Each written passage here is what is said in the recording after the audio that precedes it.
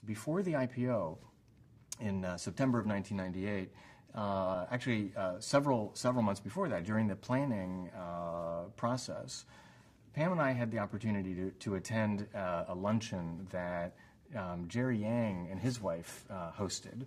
His company, Yahoo, had gone public just before. And he hosted a luncheon of sort of financial advisors and other philanthropists, and was trying to promote the idea of, think about what you should do with your wealth after you go public. It was really at that time that that Pam and I started thinking more seriously about, well, what will we do? At that time, we had no idea that the wealth would be as huge as it was after the IPO. I mean, we really had much smaller expectations.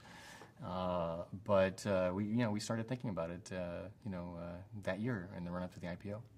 When we first started as philanthropists, I was talking to a number of people seeking advice about how to get organized and so forth. And I remember having a conversation with Bill Drayton in Davos, Switzerland.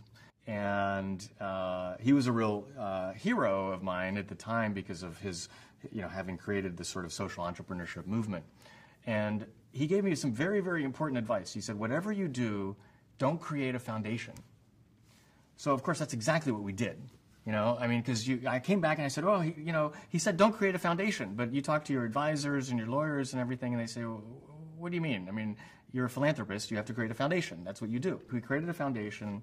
And after a few years of trying to do traditional philanthropy, just simple grant making, I became a little bit frustrated because at the same time, I was seeing the social impact that eBay was having as a private business. It was improving people's lives by creating a platform where people could meet each other around shared interests. People were creating businesses. Employment was being created. Lives were being improved. And I saw the potential that business could have to make the world better. And so in 2003, 2004, we said, okay, that's enough of the purely foundation approach, and we reorganize ourselves into Omidyar Network. We call ourselves a philanthropic investment firm. So philanthropy is the base, it's, love of humanity, trying to make the world better, and we invest. And we invest both in for-profit organizations as well as invest by traditional grant making, bringing those two sectors together around the same mission of trying to create opportunity for people around the world.